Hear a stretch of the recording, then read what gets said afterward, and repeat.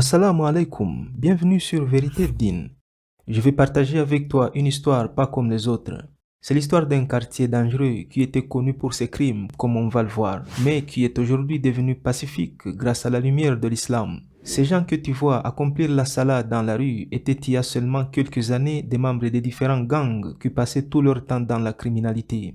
Le quartier s'appelle O-Block, connu pour être le quartier le plus dangereux de Chicago, aux États-Unis. Quand on y entrait, on pouvait apercevoir des groupes de jeunes hommes dans les rues regardant les étrangers d'un œil méfiant. Les habitants du quartier ne sortaient de leur maison que pour des besoins urgents et ils avaient toujours la peur au ventre car tout pouvait arriver à tout moment. Bref, le quartier n'était sûr pour personne. Le nom même O-Block n'a pas été choisi par hasard. Il y a une histoire derrière. Avant, le quartier s'appelait WIIC City. Ce nom a changé suite à des dures réalités qui ont marqué le passé du quartier. Le O signifie O.D. Perry, un jeune membre d'un gang qui a tragiquement perdu la vie un soir du 10 août 2011. O.D. roulait à vélo dans le quartier lorsque quelqu'un s'est approché et lui a tiré dessus. Son assassin était une jeune femme de 17 ans du nom de Gakura Benz, membre d'un gang rival. Tragiquement, Benz a également été assassiné plus tard par les amis de O.D.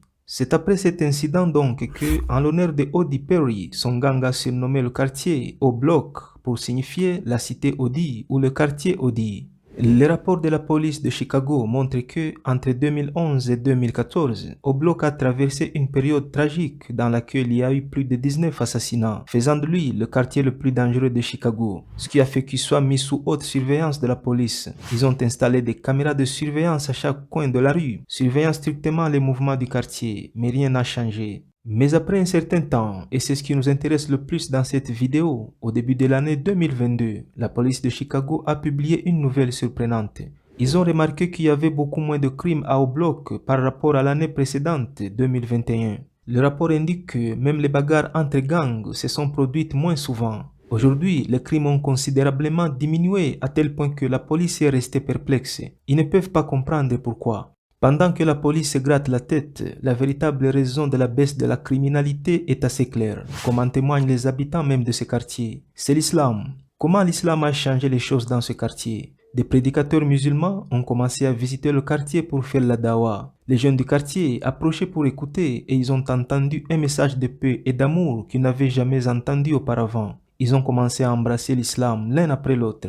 C'est ainsi que des gens d'horizons différents se sont vus en train de se rapprocher à cause de l'islam. Cela leur a donné l'impression d'être une grande famille. Ils ont commencé à prier ouvertement dans les rues, montrant qu'ils voulaient la paix et qu'ils ne voulaient plus de violence.